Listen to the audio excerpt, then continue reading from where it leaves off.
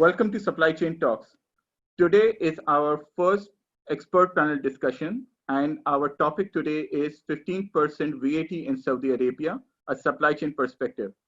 The panel experts that we have today have Bassel EI-Khoury, Elyas, and Imran Malick. So I would like first to request Bassel to introduce himself. Please, Bassel, if you may. Yes, good afternoon, gentlemen. Thank you for this opportunity to be in this on this platform and this supply chain talk. My name is Bassel EI-Khoury. I'm working for Siemens in Saudi Arabia as head of supply chain management. I started with Siemens back in the year 2000, so it's my 20th year. And I had been with Siemens all my life, my work life and career within the supply chain area, and starting from the logistics, moving to the procurement, and then getting on the supply chain management as a whole. I'm originally from Lebanon, and I had been in Saudi Arabia since the year 1997. And I hope this session will be a fruitful one and will give some highlights on this very important topic. Thank you, Bassel. So it's an honor to have you here. Thank you. The honor is mine. My pleasure. Let's move on to Mr. Atta. Atta, if you may please introduce yourself. Okay. First of all, I would like to thank you, Nu'man, for arranging this and for all your efforts to try to support the society of supply chain, and it's very fruitful so far. Talking about myself, I have a background in engineering and more than 15 years experience in supply chain. I worked with several organizations, local, multinational, in different type of industry. So I have, you can say, I touch variety of areas in supply chain and faced a lot of challenges in this experience.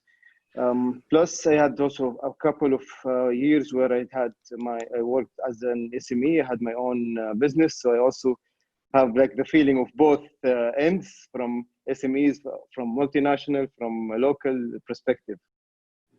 That's it from my side. Okay. Thank you, Atta. A very rich portfolio. Without doubt. Comparing to you, Bassel, it's just we're learning from you. Oh, it's a diversity always. It's good. Yes. So thank you. So Imran, if you may please introduce yourself. Sure. So first of all, thank you, Nu'man. It's a pleasure to be here with you and Bassel. A bit about myself. I'm basically I have a background in mechanical engineering. I've been with PepsiCo for the last 13 years in different fields of technical operations. So mainly, I've handled the technical operations. I've had experience in manufacturing, and for the last 3 years, I've been handling supply chain for our business unit, which comprises of the GCC and Levant countries. So this is a bit about myself. MashaAllah, great. So thank you everyone for your introduction. Again, a brief introduction about myself as well, that my name is Nouman Ali. I am the founder of Supply Chain Talks. It's a YouTube channel where my main intention is to share knowledge and experience with everybody out there. So the world is a small place now, and especially what we have experienced after COVID, that now easily everybody is connected. So this is a medium that through which I would like to bring experts together and to discuss and talk about different aspects of supply chain. And this panel discussion is one of that. So coming on to our session today, so I would be asking my first question to the expert panel regarding the topic. That is, 5% VAT was first time implemented and introduced in Saudi Arabia back in 2018, when it was initiated and implemented effective 1st of January 2018. So my question is, what are the learnings for the supply chains transformed this implementation? And the second part of the question is, and how did these learnings supported and guided now when the new regulation came to increase the 5% to 15% effective 1st July 2020? So Bassel, I would like if you may start on this question. Indeed. Actually, the 5% introduced on the 1st of January 2018, in my opinion, it was a learning, it was a preparation phase. It was a very smooth introduction to a topic or to a model and system which had not been so familiar in the GCC country as a whole, and especially in Saudi Arabia. And it was very, in my opinion, it was very smart move from the decision maker, from the authorities of the government of Saudi Arabia, to introduce it in this manner. It came really swift. It came comprehensive to the society. It didn't impact to a high extent the purchase power of and the purchasing capacity of the market. The market was still very much good in terms of response to the economy. There were different projects being introduced, the Vision 2030 in full power of implementation or of launching. So I think it was perceived very well by the economy, by the society. And it was something new for the people to learn that, yes, there is a kind of different systems that can be implemented which will generate certain income on the nation level to support the national iconic projects and ambitious projects that the country is looking at. This leads to the fact that it was a very good, well in time introduced, and it prepared the society, as I said, the people, because it touches the end consumer directly. So it touches whatever you are going to consume as an individual, as a market, as a business to business as well, market. So I think it was a very good preparation of the landscape for going forward. Now, maybe later in the questions to come, I believe we will touch on the impact of the jump, and there we have maybe lots to say. But as an initial start with the history of 1st January 2018, I believe it gave the breath for the government to start thinking about these type of generating income from the overall nation on the nation level. And I believe it was a smart move, in my opinion, and it didn't give the impact, any negative impact to a certain high extent. Maybe it touched a little bit some of the habits that we had, but I believe it was very much well balanced and without any let's say destructive impact on the overall level of the nation. Thank you, Bassel. Now, Atta, what's your take on this? I would summarize it from two perspectives, from consumer or people, and from or also from companies' perspective, or you can say establishment perspective. So from people, and they believe this will also be repeated in this stage. So it was in phases. This is also, there was enough time for the change management to happen in a bigger scale, you can say on a national scale. So from people perspective, people were resistant in the beginning. They were panicking they were not, they were still not, they don't know what's going to happen, and they need, some things were need to be done, which is because it was firstly introduced. Now people at least they're a bit aware, and they know what to expect and how to deal with it. From establishment perspective, there was a lot of, you can say, things were priorly done. Usually in a lot of organizations, they have you can say, they were productive, instead of being reactive, they were proactive, and they did some necessary requirements, some, you can say, measurements to, you can say, observe this changes and not to reflect the impact on their end consumer.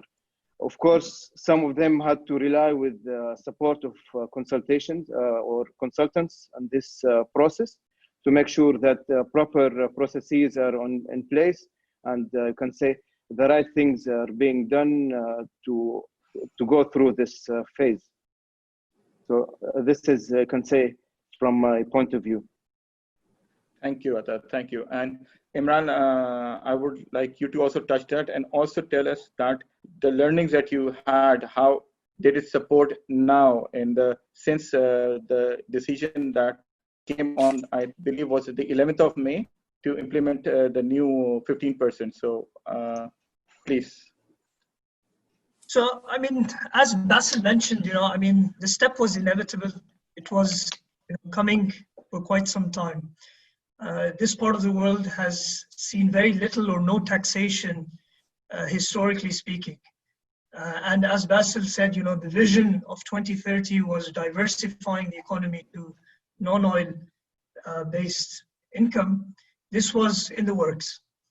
Now, the implementation of 2018 was far tougher than what we're expecting in the current phase. Because the groundwork had to really be established in 2018. The understanding from zero taxation to 5% taxation was a big step forward. And this, I mean, all the mechanism of registering retail outlets, at every point where the transaction happens, issuing tax certificates, registering all of the companies that now have to pay tax was a big task. That had to be executed. So that groundwork essentially does not have to happen now. So it's just an increase in rate versus that groundwork. Now, what we saw in 2018 was that, there were still quite a few industries that were reluctant. They were not, understanding the reality of things. They were expecting, some kind of, last minute delay or relief, which did not happen. And we saw those industries really suffer. They took a step back versus, the other industries that were coping up with the new reforms that were coming in. Now, what we also saw in 2018 that, amongst the consumers and being from the FMCG industry, there was a bit of panic buying that happened in the immediate before the implementation of the taxation.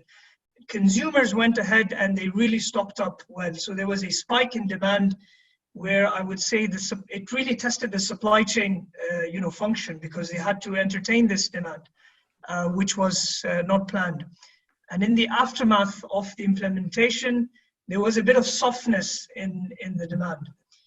There was recovery that came in, but it did take some time. Now, we do expect a similar trend, where, in the month of June, we are seeing, a bit of a spike in consumer spending and people, making purchases ahead of their needs. And we will see it balancing it out in the coming, weeks and months before the demand kind of rebalances it back to normalcy. So that's my point of view, Numan. Okay, thank you, Imran. So now, taking off from the points that you mentioned, that, and my second question to the panel is about the challenges that we are going to now face post the implementation of 15% VAT. So you did mention that there is an uptake in the demand and this kind of panic buying happening. So Atta, from your side, what do you see as the challenges that are here now, and how, and what will come up ahead in the coming months as well? It's a bit going to be a bit challenging for the companies in the coming, can say, period to adapt with this changes. So I expect two scenarios that companies would maybe would take. Either they would increase their costs, which is the easiest thing, and this, of course, going to impact the end consumer, and also they're going just to reflect all the increases in their value chain to the end consumer. So at the end consumer is going to be affected. The other option that the companies will try to optimize their cost and keep things unchanged for the end customer, and where they have to they go and try to evaluate and have maybe a lean production, try to optimize their cost, try to understand the cost impact and key drivers with their suppliers, and try to reach a common thing that avoid hitting their end consumer. Some companies might use this also as a marketing tool, because when you see that a lot of companies increase their prices and so on to their consumer, and others maybe kept things the same, this would maybe give them an edge amongst other in the market. So these are the main maybe scenarios that are expected in the coming period. Sure, surely, thanks. Bassel, if you would like to add on to it. Yeah, going from what Ata just mentioned, and also what Malik earlier mentioned in regard to the challenges imposed at the moment with the increase of the 10% on top of the 5%. The Malik said that the infrastructure was the challenge faced in the beginning, and this is true. So the market and the economy will not struggle now to establish the system. So the system is there. All the VAT registrations are there. Now it's a matter of the numbers and what is going to be next. And this is what came. Actually, on the 11th of May, it was announced, and any contract effective the 11th of May onward will be subject for the 15% instead of the 10%. So I don't see it now an infrastructure to make it happen or to establish. Now I see it a challenge to how the market will respond. Actually, it will be it's an impact. So you are having now a 15% instead of 5%. This is very much sure that the end consumer will review all his expenses, all his mechanism and budget, how he or she is spending, in addition, of course, to the establishments and the organizations, top to bottom. I am sure there will be an impact on the way we think going forward. COVID-19 is one factor. Our world will never be like before the COVID. And on top of that came the VAT 15% to add up to our thinking and how we will go forward from here, from now on. What is the priority? What are the priorities? What is most important? What is extra most important? And what is less important? And our lives will be based on these type of expenditure going forward. This will lead in the end to, unfortunately, how I see it, a lower in the spend and a more SMEs to be exposed for vanishing from the market, especially those who were still thinking and baselining their marketing and their business model on the old, on the or pre-COVID situation and the pre-15%. We will see, I think, in my opinion, we will see tragedies in the market, and there is no escape of facing it, and how we will be proceeding. I think we should talk of later on, maybe in your questions, how I saw it structured, how the adaptation will be going forward. And this is very important to see how the economy will develop. So Imran, my next question is to you. This is from the point that what Atta mentioned in his talk earlier, that a lot of organization might look inwards post 15% implementation. So the question is, the impact of VAT eventually is transferred down the value chain to the end customer. So what can the supply chains of organization do, or the steps that they can take to reduce impact on the end customer? Right. So let me, before I answer this, Nouman, let me just take one step back and talk about one more challenge that Atta and Bassel also touched upon. I think one key difference around this time's implementation is the time frame that's being given to the companies to prepare. So in the first implementation, the announcement came well ahead of time.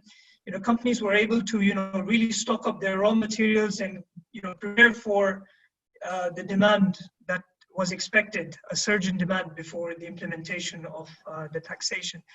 This time around, I think the challenge is basically that the implementation date was over a short period. So it's really going to test the supply chain teams to gear up and cope up with the increased demand in terms of stock, preparing for raw materials, getting those raw materials, especially if they're being imported, converting them into finished products, and then putting them into the market. So that's something that's going to pressure test the entire supply network, especially the back end, where we know it does take time to get raw materials. Now, coming to your question, I think it's a very valid question. The fact that the easiest thing to do, and Atta pointed this out as well, is to pass this cost burden down to the consumer and the end purchaser. And I think being a part of the industry, it becomes our responsibility to give value to the consumer. So this is where companies now need to start investing heavily in LSS program, Lean Six Sigma programs, and start really with a laser focus, start looking at the inefficiencies in-house and looking at ways on how they can root these inefficiencies out and then pass the value to the consumer. I think the companies that would be and Atta pointed this out as well, that there are essentially three things that we can do, the companies would do. One, they pass the VAT completely to the consumer, putting the cost pressure on the end buyer. The second option is the company absorbs the entire VAT impact, putting in a lot of cost pressure in-house and a lot eating into the margins.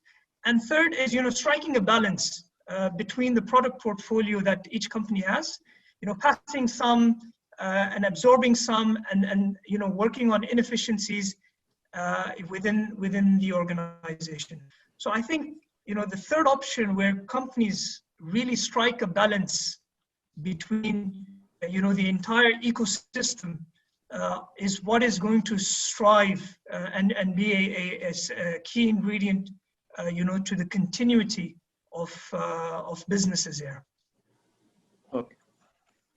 Thank you, Imran. That was a very nice take on the question. So Bassel, if you would like to add on to it. Actually, yes, indeed. The how to deal with the 15% and what is to be passed on to the consumer and what to be absorbed by the businesses is really a great challenge.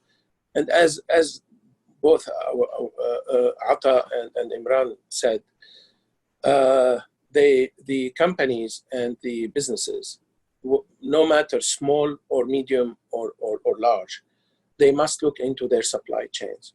If you look what happened from the first day of COVID-19 crisis, supply chain jumped in front of and leading the overall aspects globally in question what we had been doing all these last decades on the supply chain, that from a first hit of a pandemic, things struggled under our feet.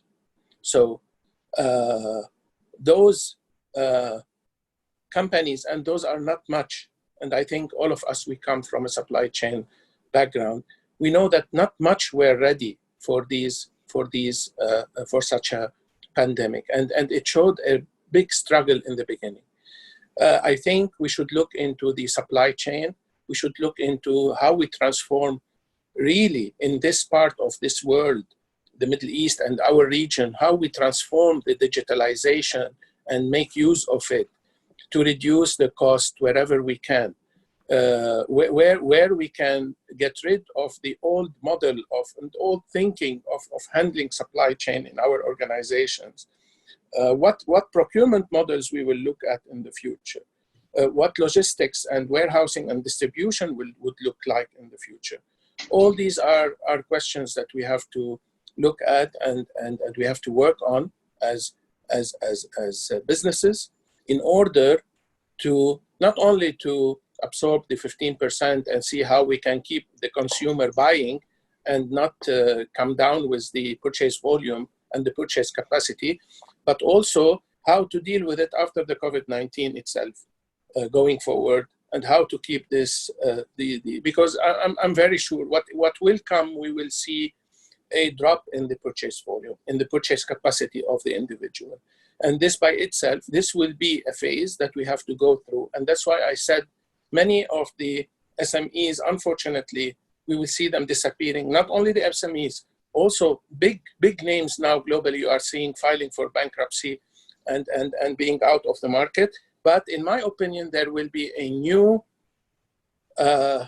shape and era and generation of companies, SMEs which will have birth going forward, and they will be based on different thinking of how businesses and especially supply chain was led prior to the crisis, and also prior to the add up of the 15% which is coming our way now. So rightly put, Bassel. I agree with your points. Atta, I would like to have your take on it as well. So I believe in the 80-20 rule. I think companies maybe need to focus on their 20% suppliers, or you can say partners that represent 80% of their volume. Focus on what they can do with them in order to mitigate this increase and have it normalized as much as possible. And also I foresee some alliances, because as Bassel mentioned, that some companies won't be able to survive on this with these changes. So maybe some people, if they merge together or whatever type of alliances can be done among them, this would help them at least to become bigger and maybe increase their volumes, improve their value chain, and reflect better value to the end customer. Okay, thank you, Atta. Bassel, I would like to ask you, you mentioned earlier regarding the contracts and their, how would the 15% impact on them? So firstly, I would like if you can elaborate more on it, that what are the cutoff times and how the contracts would be handled?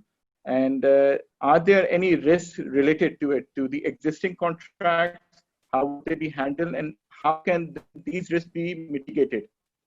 Actually, to my knowledge, because also we discussed this internally within our organization and how this is going to impact the overall contracts which are in place.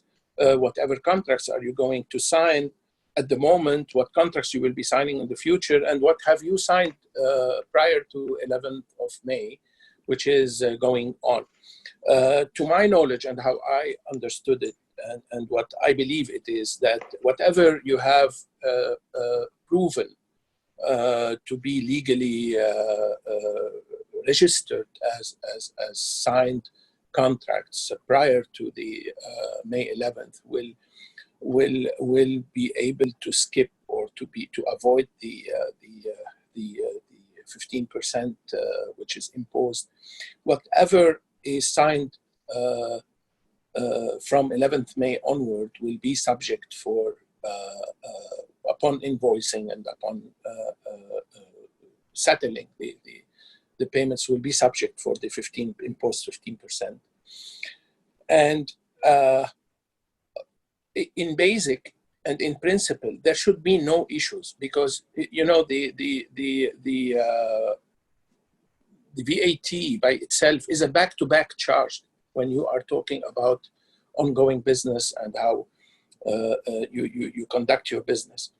Unless there is a mishandling of this topic within the organization and within the corporate finance or the finance department, and also the legal and the sales department itself.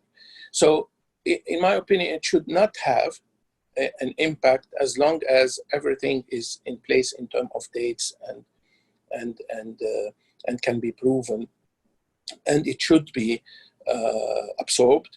It should be passed on. It should be absorbed and then passed on to the other side from between the customer and the supplier. And we should carry on from there with this new figure that we will have in our systems, in our ERP systems, in our accounting systems. It will carry on and it will become similar to the first implementation. I don't see this risk, except as I told you, if there are, for example, I can give you one of the negative behavior that can be if there was deals which had not been legally proven and documented before the 11th, and therefore the government will not recognize it, and it will impose, even though that because of the lack of clarity in the dates and even in the documentation and in the legislation of the contracts, this will become an issue, yes, and it will become a debate between the customer and the supplier who will pass on what to whom. Oh, okay, thank you. Atta, if you would like to add on further on this from your procurement background. From my perspective, I think if transparency was low, the relationship is at risk. So we should focus on winning together when establishing any contract. This also reminds me with IACCM research, which was done in 2019. And the most negotiated terms at that time was liabilities. So usually people tend to focus on liabilities and things which might get wrong during the contract, instead of maybe focusing on how to have, you can say, a solid relationship and how we can win together. So focusing on these things, focusing on winning together, putting maybe in some incentives to your suppliers will encourage them to be more innovative, adding more value to your chain, adding more value to your customers. So I think this would maybe help in mitigating this contract risk as well. Imran, your input as well. So on contracts, I think most companies typically are engaged, at least with their key partners, into long-term contracts. They're seldom short-term contracts. So in all likelihood, they would have been signed quite some time ago. Now, having said that, I mean, I don't see any major risk. The impact that VAT would have on the existing agreements with partners that companies would have. And the reality is still there, effective 1st July, whatever goods you would receive would have an increased VAT on it, whether the contract was signed, before the announcement or after the announcement. I mean, it's going to come into effect. And that VAT essentially is net off, basically whatever you pay to your suppliers is net off from what you collect from your consumers essentially. So very, very little risk. And I think again, the partnership, especially that you have with the companies have long-term partnership with vendors. I think it's a small rock in the river that they would be able to resolve very quickly. Okay. Thank you, Imran. Imran, again, I would like to continue my discussion with you. At the very start, you mentioned about the panic buying and how the demand has been impacted. So I would like to discuss further on this, that how do you see the impact of VAT on the consumer demand, and what steps can supply chains proactively take, or based on the previous learning as well, that would have been in place to support the market with this kind of a change? As you mentioned, that the time frame provided during this for this change to be implemented was only short period. So what's your take? I mean, we do know that, with the implementation, there is going to be a good offtake from the marketplace, especially being related to the FMCG industry. So there is panic buying, and it is going to accelerate or prepone, some of the purchases that others would have otherwise done, based on their normal pace. Now, fortunately, I mean, taking the positive out of, COVID, a lot of companies had, built in a lot of contingency plans when COVID surfaced, and they started, building up inventories on their raw materials in anticipation of interruptions at ports or cross-border movement. And for most companies, that's now going to pay off. Not necessarily in resolving COVID, because what we've seen is globally the supply network remained uninterrupted during this pandemic. But now this is going to be a good chance for the companies to utilize those excess stocks and react in a very short time to address this surge in demand that's coming in June, before the implementation of the VAT. Now, what's going to essentially happen post the implementation? We are foreseeing, or there is a very high likelihood that there would be a temporary drop in demand, mostly because people have gone ahead and did the purchases that ahead of time. And we would expect, a couple of months before people have to go back to the marketplace and start, going back to their normal spending trends. Thank you. And so, Atta, how do you see the market reacting to this 15%? What's your take on it? Definitely, the consumers or the market will review their behavior. And there will be some changes, definitely. Some might be positive, some might be negative, depending on the business nature. I think also one of the benefits of COVID-19 that company already started exploring a new way of doing business. So these, you can say, steps maybe would also prepare them for such changes and help them on reducing or optimizing the cost in certain ways that they would maybe never think about it before this phase. So these, definitely there will be changes, and we also again always need to think out of the box and think of new ways of doing business. Bassel, your input as well on the consumer demand and how the market is reacting. Yeah, I think Imran described it well, that you will see but on a very short term, you will see a peak now, which had been already in the last few weeks, and now you might see a peak, but it's not really, in my opinion, significant. And later on, you will see a little bit of calm down, and then it will be a matter of floating. Things will start coming back gradually to normal, but people now has to rethink, as I said, any individual who is having an income will be thinking how I will from now on budget my spending. And this is a very important aspect which will lead to the FMCG, to the retail business, partially on the governmental contracts as well. Maybe there will be a rethinking about some optimization. Unlikely I see that there will be a major freeze, but there will be some here and there unnecessary, let's say, spending from the government which will freeze. But I think the big iconic projects and spending will carry on. in this regard. But the major impact is on the consumer side and on the SMEs, as I said. Going from that point, as I said, the suppliers must start thinking about optimizing. As I said, there are two aspects here, being it SMEs or large companies. First aspect is use of the digitalization, which had proven to be the means of surviving in this world, especially in the COVID crisis.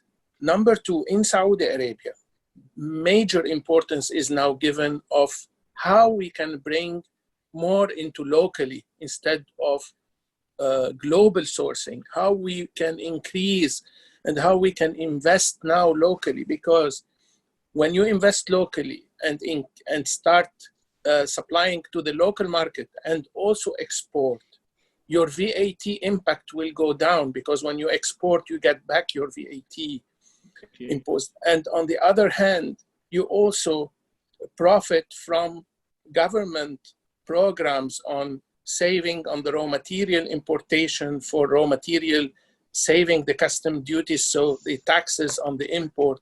So there are so many opportunities. Local content, adding the local content and the localization is another aspect for any organization conducting business in this country to have a one door to escape from the impact of the increase in VAT and also the lower or the decreasing purchase capacity of the people and the individuals. This is how I see it. Thank you, Bassel. I agree with your points. And now coming to our last topic discussion, I would touch 2 points. One, what that you mentioned right now about the localization, and what Atta earlier mentioned about the 80-20 rule.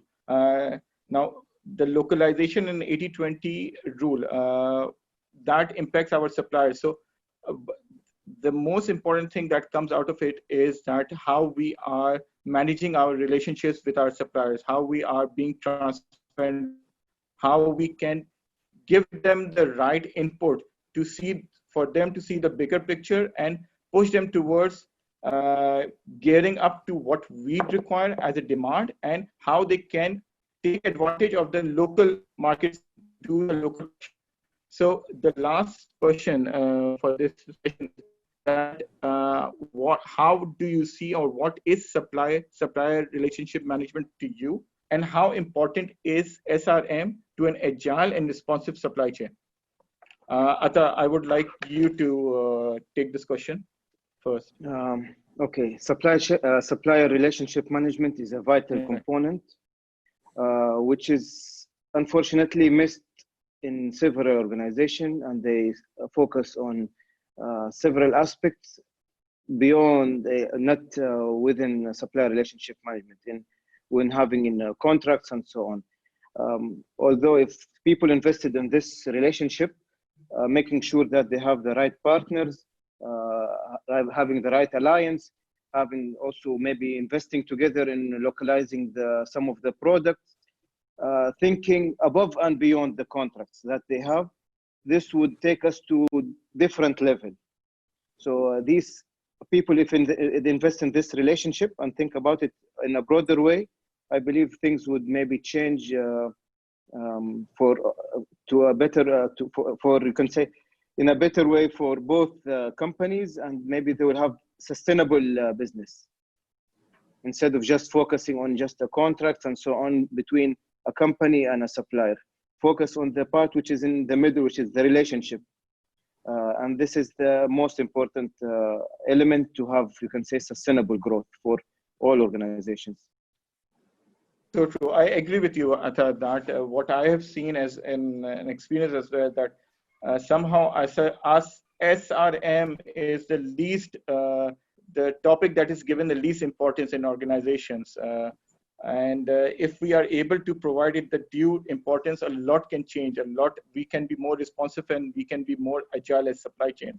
Imran, your input on this. How do you see supply chains benefiting from supplier relationship management? So I think supplier relationship management should always be viewed from a lens of partnership, and a partnership with a simple equation. So when you grow, your partner should grow with you, right? Otherwise, you've got an imbalance in the equation. Now, what often happens is that, when organizations deal with suppliers, there's one key component around which, the discussion kind of always entails, which is price. And there's a lot of lack of transparency when two organizations or suppliers and customers come together. And that's a silo that I think we need to break as people from the industry. The more transparency you build in with vendors and partners and suppliers, the better response time you will get, the better agility you would get. You would have a vendor that is part of your business, essentially. And he would start understanding the impact of him not delivering on time, not delivering on price. And those are, I think, joint business planning that we often miss with our partners, our vendors. And I think there's a lot of work that we can do as part of the industry in, taking others along with you when it comes to especially suppliers. Thank you, Imran.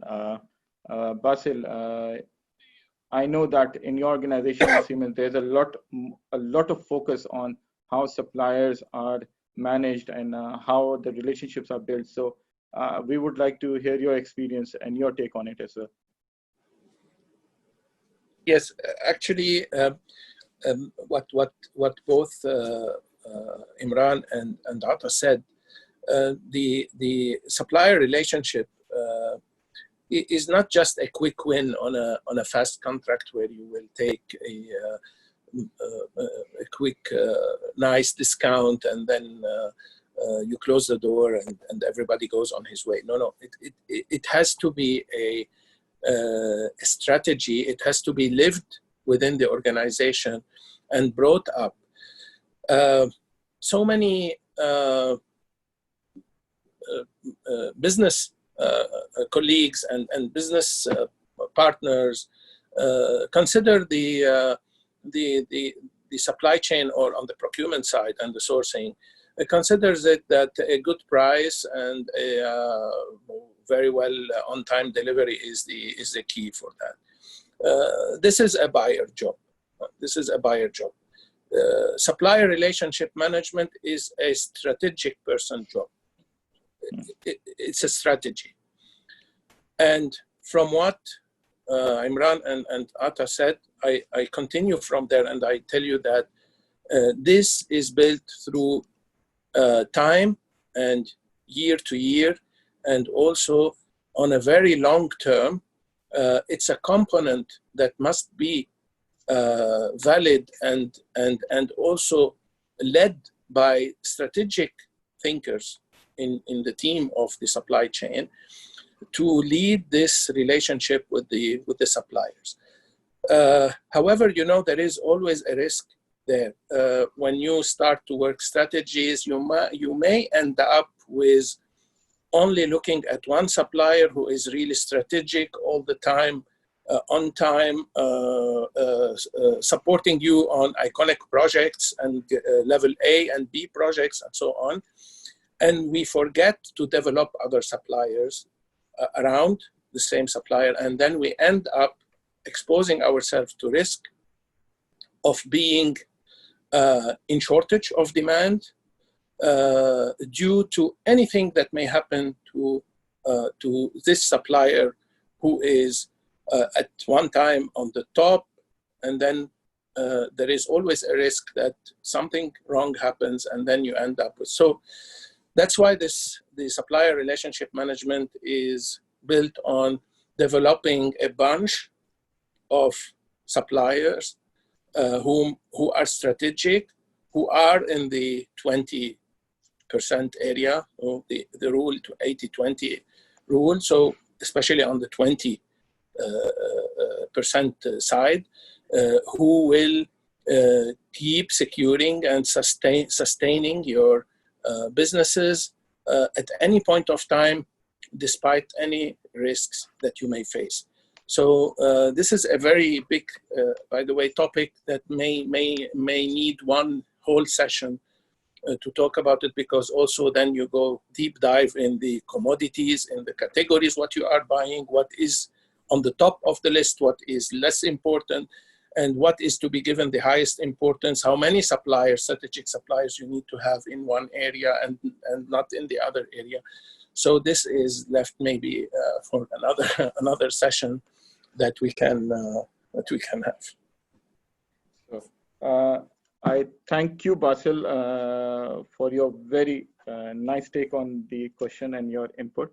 Now, this basically concludes the topics or the questions that we touched on the 15% VAT and the supply chain perspective to it. And I believe that the inputs that we got in this session from all three of you would be of high value and very beneficial. And I would like to basically say that after this session, it's not about that you are the supply chain experts, but I would like to say that you have proven to be thought leaders, and hopefully that the thoughts and the points that were shared in this session would go a long way and support a lot of people who are struggling or who want to understand more and about this topic, and not just this topic, that also it would provide the appreciation to the people that how important the function of supply chain is, that a simple topic of a change of 5% to 10%, how supply chain needs to react to it, what are the different aspects of supply chain that are impacted by it, and how do we not to react, but proactively look at it and try to minimize the impacts and try to find the positives out of it. So in the end, I thank you, all three of you, Bassel, Ata, and Imran, for taking up the time and joining me in this session. And I highly appreciate it. Thank you. Thank you so much. Thanks to you, Nauman, Ata, and Imran. It was a pleasure to be with you in this session. Thank you very much. Thank you. So this concludes our session today. Thank you.